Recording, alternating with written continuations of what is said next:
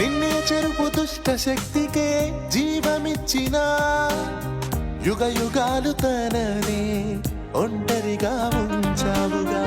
ఊపిరి ఉండగానే తనవన్నీ అనుభవించి అపవాదిని తండ్రిగానే నియమించుకున్నావులే. దేవుని ఎదలో మానని గాయాలెన్నో చేసావే, దేవుని మదిలో మానని గాయం నువ్వయ్యావులే.